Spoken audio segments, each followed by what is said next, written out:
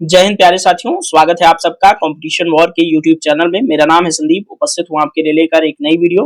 दोस्तों, आज की वीडियो में हम बात करेंगे भारत को अमेरिका देगा नेटो जैसा दर्जा। तो अमेरिका की संसद में इस संबंध में एक विधेयक पारित किया गया है, इसी के संबंध में ये न्यूज है।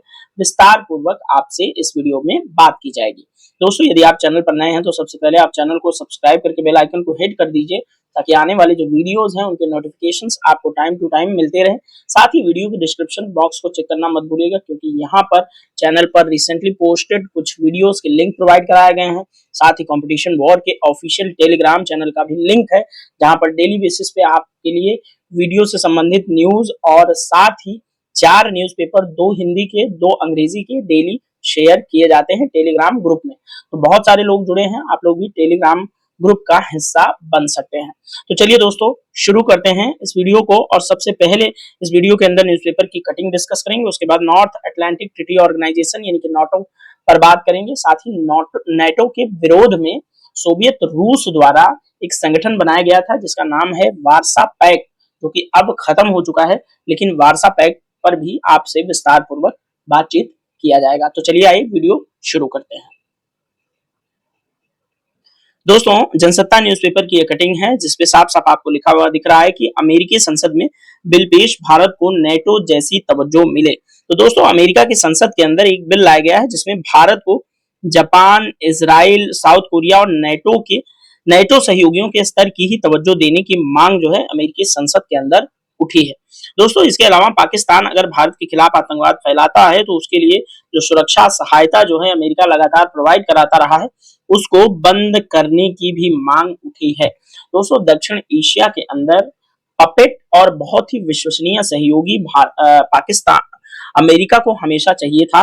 तो अमेरिका ने 60 के दशक से लेकर के काफी लंबे समय तक, तकरीबन 2010 तक पाकिस्तान को इस कैरेक्टर के लिए चुना था, और वो लगातार सैन्य सहायता हो, जिसमें F-16 नाम का जो लड़ाकू विमान अमेरिका के पास है वो सबसे बड़ा उदाहरण है। वो भी अमेरिका ने पाकिस्तान को दिया, और पाकिस्तान को लगातार वर्ल्ड बैंक से, IMF से और स्वयं अमेरिका द्वारा लगातार जो है धन से सहायता प्रदान की जा रही थी। लेकिन आजकल पाकिस्तान की हालत इतनी खस्ता है, वहां पर आतंकवाद की समस्या है, और लॉ एंड ऑर्डर की सिचुएशन इतनी खराब है कि कोई भी इंटरनेशनल कंपनी वहां जाकर के निवेश नहीं करना चाहती। इस वजह से पूरी तरह से ध्वस्त होने के बाद पाकिस्तान का साथ अमेरिका पूरी तरह से छोड़ चुका है, और अब उसे दक्षिण एशिया नहीं, पूरे वर्ल्ड के अंदर भारत एक ऐसा सहयोगी दिख रहा है जिस पर वो आंख बंद करके भरोसा कर सकता है। और साथ ही इंडो पैसिफिक रणनीति जब से अपनाया है अमेरिका ने, जो कि लगभग 1.5 दशक पहले की ही ये बात है, जिसमें चीन के जो बढ़ते वर्चस्व को काउंटर करने की बात की जा रही है, उसमें भारत को एक प्रमुख सहयोगी के तौर पर अमेरिका देख रहा है। इसलिए अमेरिकी संसद के अंदर इस तरह के बिल्स जो है लाए जा रहे हैं। दोस्तों, अमेरिकी सांसद हैं मार्को रूबियो, इन्होंने इसके लिए संसद में एक बिल पेश कर दिया। कहा कि भारत को अमेरिका के प्रमुख सहयोगी के तौर पर तकनीकी सहायता की जाए। इसके अलावा आतंकवाद के खतरे से निपटने के लिए भी साथ दिया जाए। इस बिल को America Bharat defence cooperation act नाम दिया गया है। इंपॉर्टेंट है, याद रखिएगा, America Bharat defence cooperation act नाम दिया गया है। प्रस्ताव पेश करने के बाद अमेरिकी सांसद ने कहा कि कम्युनिस्ट चीन इंडो पैसिफिक, जो मैंने आपको बताया, देखिए इंडो पैसिफिक रीजन में कम्युनिस्ट चीन अपना दबदबा बढ़ाने की कोशिश कर रहा है। साथ ही वह हमारे क्षेत्रीय सहयोगियों की संप्रभुता यानी कि सॉवरेनिटी का उल्लंघन लगातार करता रहता है। ऐसे में जरूरी है कि अमेरिका भारत जैसे अपने सहयोगियों को चीन से निपटने में मदद करे। भारत बहुत पहले भी था, लेकिन अमेरिका ने कभी इस तरह की दिलचस्पी भारत के अंदर नहीं ली। लेकिन चूंकि पाकिस्तान की हालत खस्ता है और चीन अमेरिका का सहयोगी है नहीं, जो कि एक समय पे बहुत बड़ा सहयोगी था चीन अमेरिका का, लेकिन इसलिए अब भारत का भी वर्चस्व बहुत तगड़ा है दुनिया में। इसलिए अब भारत एक महत्वपूर्ण सहयोगी के तौर पर अमेरिका को लग रहा है। इसलिए अमेरिका ऐसी ऐसी बातें बना रहा है, क्योंकि अमेरिका को काउंटर करना है चीन को। दोस्तों, भारत को दूसरे सहयोगी जैसे दर्जा देने से जुड़ा बिल अमेरिकी सांसद मार्को रूबियो ने पेश किया, जो कि मैंने पहले ही बात की। अगर ये बिल पास हो जाता है तो दोस्तों अमेरिका भारत को अपनी क्षेत्रीय अखंडता की सुरक्षा की रक्षा, तकनीक और आर्थिक स्तर पर मदद करेगा। रक्षा में क्या देगा? बड़े बड़े जो मिसाइल्स बनाए हैं, बड़े बड़े जो टैंक्स हैं, और जो भी सुरक्षा उपकरण हैं, अमेरिका के पास हो, चाहे ड्रोन हो, फाइटर जेट हो। फाइटर जेट के लिए तो हमें पहले ही वो ऑफर कर चुका है, हालांकि हमने उनका फाइटर जेट नहीं लिया। जब हम राफेल लेने जा रहे थे, राफेल एम, खासकर मरीन, जो हमारा INS विक्रांत जो एयरक्राफ्ट कैरियर है, उसके लिए तो अमेरिका ने भी प्रपोज किया था F-15 ईगल करके, उसका एक जो है लड़ाकू विमान है जो कि मरीन के लिए बहुत फेमस है पूरी दुनिया में। उसे ऑफर किया था हमें, लेकिन हमने सबसे ज्यादा भरोसा फ्रांस पर दिखाया, जिससे पहले ही हमने एयरफोर्स के लिए राफेल ली थी। इसलिए अब हम राफेल एम नाम से जो है लड़ाकू विमान अपनी नेवी की जरूरतों को पूरा करने के लिए फ्रांस से ही लेंगे। अमेरिका उतना विश्वसनीय हमारे लिए नहीं है, इसलिए हम हमेशा अमेरिका और रूस के बीच एक बैलेंस बनाकर चलते हैं। साथ ही इस जो न्यूज़पेपर कटिंग है उसमें आगे क्या है कि देशों में मेडिसिन, सैन्य और सिविल स्पेस के क्षेत्र में भी कोऑपरेशन बढ़ेगा अगर नेटो जैसे देश मतलब इतनी तरजीह अगर भारत को अमेरिका ने दिया तो ये सब चीजें होंगी। इसके अलावा रूस से हथियार खरीदने पर भारत पर पाबंदियां भी नहीं लगेंगी। अच्छा, पाबंदी लगा भी नहीं सकते क्योंकि भारत बात मानता ही नहीं अमेरिका की। साथ ही दोस्तों, मीडिया रिपोर्ट के अनुसार यह पहली बार है जब अमेरिकी संसद में भारत को फोकस में रखकर इस तरह का कोई बिल जो है पेश किया गया है। दोस्तों, भारत को नेटो प्लस का दर्जा देने की मांग उठी थी पहले भी। इससे पहले पिछले साल अमेरिकी संसद में भारत को नेटो प्लस का दर्जा देने की मांग ऑलरेडी उठ रही है। तो अमेरिका की कुल मिलाकर के अब मजबूरी है कि वो भारत जैसे देश का साथ पकड़े, क्योंकि भारत पूरी दुनिया में अपने नेतृत्व के दम पे, अपनी क्षमताओं के दम पे साबित कर चुका है कि आने वाली सदी में हम निश्चित तौर पर सुपर पावर हैं। इसलिए अमेरिका की दिलचस्पी इस इंडो पैसिफिक रणनीति की वजह से और भारत के बढ़ते दबदबे की वजह से, साथ ही चीन को काउंटर करने की वजह से, इन मिले जुले कारणों की वजह से ही अमेरिका भारत को इतनी तवज्जो दे रहा है। तो आई होप टॉपिक आप समझ गए होंगे। आगे चलते हैं, हम नेटो की थोड़ी सी बात करते हैं, उसके बाद वार्सा की भी हम इसमें चर्चा जरूर करेंगे।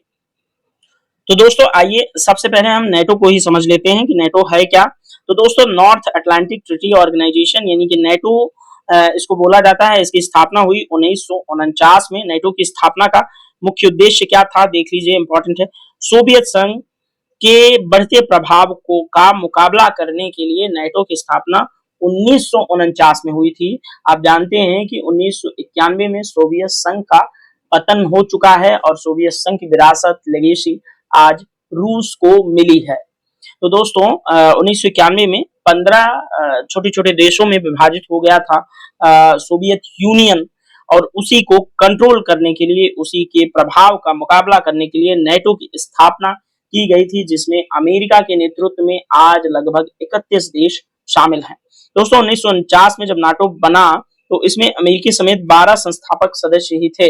नेटो एक सैन्य गठबंधन है जिसमें अब अमेरिका और ब्रिटेन समेत 31 राष्ट्र हो गए हैं। नया फिनलैंड है, याद रखिएगा, फिनलैंड नेटो का मेंबर बना हुआ है। साथ ही नेटो के सदस्य देशों पर अगर कोई ऐसा देश हमला करे तो इसके सदस्य देश उसका जवाब देंगे। यानी कि अगर कोई नेटो का मेंबर है और कोई ऐसा देश जो नेटो का सदस्य नहीं है उस पर हमला कर देता है, तो सभी नेटो के सदस्य देश मिल करके उस नॉन नेटो कंट्री के ऊपर एक साथ हमला करेंगे। तो इसलिए एक सामूहिक सुरक्षा की संधि है नॉर्थ अटलांटिक ट्रीटी ऑर्गेनाइजेशन, मतलब नेटो। ठीक है, अब यहां पर देख लीजिए रूस और नेटो में तनातनी की वजह क्या है। नेटो की स्थापना क्यों हुई थी, आप जान गए, सोवियत संघ के प्रभाव को रोकने के लिए। 1991 में सोवियत संघ के विघटन के बाद नेटो ने यूरोप में तेजी से विस्तार किया। 1997 के बाद से नेटो से जुड़े 14 देशों में से ज्यादातर देश रूस के सीमावर्ती हैं, और जिसमें यूक्रेन की निश्चित तौर पर बात करना जरूरी है कि रूस यूक्रेन युद्ध को लगभग आज 3.5 वर्ष हो चुके हैं। और रूस यूक्रेन युद्ध के बैकग्राउंड में जब आप जाएंगे तो एक ही बात समझ में आएगी कि जो यूक्रेन है वो नेटो का मेंबर बनना चाहता है, और जब रूस और यूक्रेन की बाउंड्रीज लगती हैं, अगर नेटो का मेंबर यूक्रेन बनता है तो निश्चित तौर पे अमेरिका और नेटो संगठन की जो हथियार हैं वो रशिया के एकदम पड़ोस में तैनात होंगे। और अमेरिका के नेतृत्व वाला गुट है नेटो, और अमेरिका रशिया हमेशा से राइवलरी रही है, दुश्मनी रही है।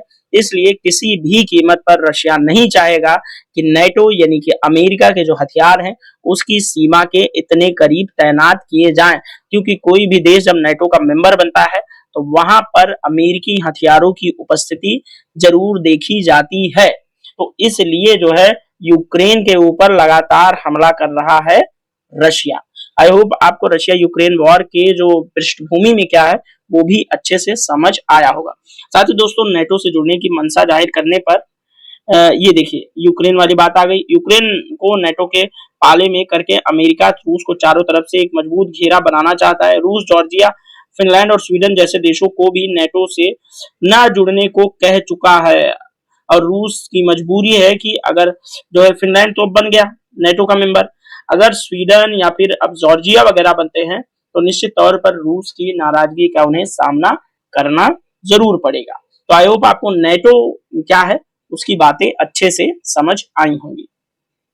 दोस्तों अब आइए नेटो और सोवियत रूस यानी कि वार्सा पैक्ट वाले देशों को हम जो है समझ लेते हैं। तो ये वाला जो कलर आपको दिख रहा है, मतलब यहाँ पर जो भी कलर है इस तरह का, ये सभी किसके मेंबर हैं? तो नेटो के मेंबर हैं, यहाँ टर्की तक। तो ये सभी नेटो के मेंबर हैं। नेटो आप समझ चुके हैं कि अमेरिका के नेतृत्व में एक 30-31 देशों का एक सैन्य सहयोगी संगठन है। उसी के विरोध में जो सोवियत रूस है, सोवियत यूनियन जो था, उसने वार्सा पैक्ट के नाम से इसी तरह के रक्षा सहयोगियों का एक संगठन बनाया था, जिसमें बुल्गारिया, रोमानिया, हंगरी, चेकोस्लोवाकिया, पूर्वी जर्मनी और पोलैंड जैसे देश शामिल थे। आगे दोस्तों हम बात करेंगे, यहाँ पर ये ध्यान रखिएगा कि ये सोवियत यूनियन और ये वाले अमेरिका के नेतृत्व में ही चलते थे। अब सोवियत यूनियन क्योंकि 1991 में खत्म हो गया, तो अब सिर्फ रूस बचा है और रूस उन सभी लफड़ों को झेल रहा है जो सोवियत यूनियन के समय में अमेरिका से रहे थे। अब आइए थोड़ा हम वार्सा पैक्ट पर आपको थोड़ा सा समझाएंगे कि वार्सा पैक्ट क्या है। तो दोस्तों वार्सा पैक्ट की अगर बात करें तो वार्सा पैक्ट का फुल फॉर्म आप समझिए कि treaty of friendship, cooperation and mutual assistance, यानी कि जैसा नेटो वैसा वार्सा बनाया गया। वार्सा की स्थापना हुई 14 मई 1955 और नेटो की स्थापना हुई थी 1949 में। तो नेटो पहले बन गया था, वार्सा संधि उसके बाद बनी, जो कि सोवियत यूनियन ने नेटो का जो है सामना करने के लिए ऐसा संगठन बनाया था। तो वार्सा संधि संगठन में कितने देश थे? 8 देश थे उस समय।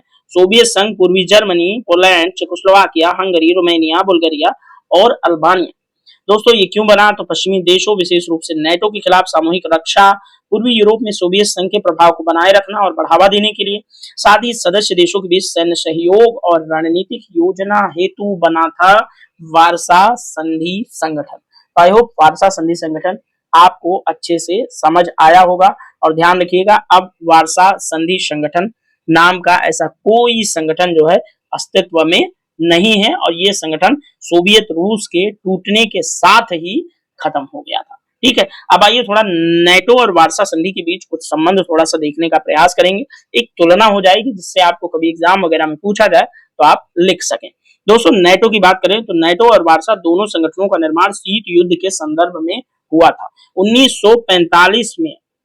आप याद रखिए 1945 यानी 6 अगस्त और 9 अगस्त दो महत्वपूर्ण घटना जो है डेट थी। 1945 में 6 अगस्त को हिरोशिमा पर और 9 अगस्त को नागासाकी पर अमेरिका द्वारा परमाणु बम गिराए जाने के बाद ही द्वितीय विश्व युद्ध समाप्त हुआ, जो 1939 से 1945 के बीच चला था।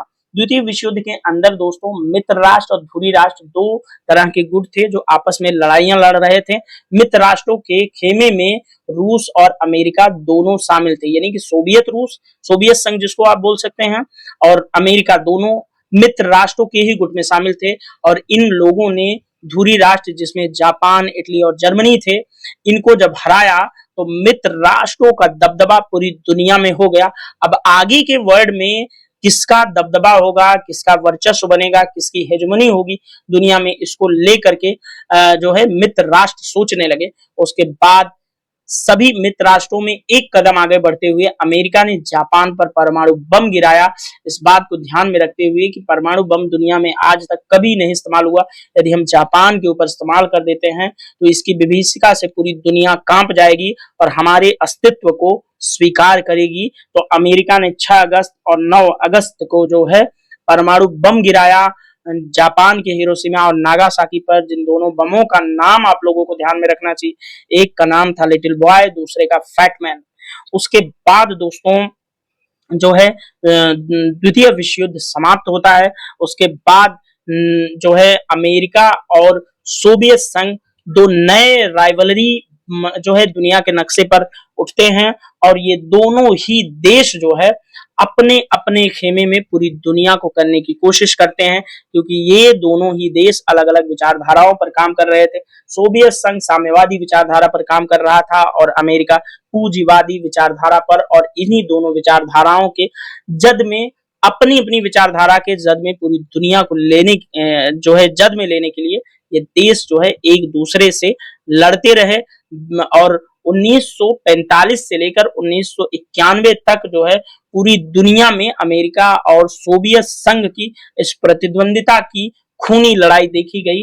लेकिन इन दोनों देशों ने कभी भी आमने सामने आकर एक दूसरे पे बम गोलियां नहीं चलाई और वैचारिक लड़ाइयां होती रहीं। इसी को 1945 से लेकर के 1991 तक शीत युद्ध के नाम से जाना जाता है। तो आई होप आपको पूरा बैकग्राउंड बहुत शॉर्ट में समझ आया होगा।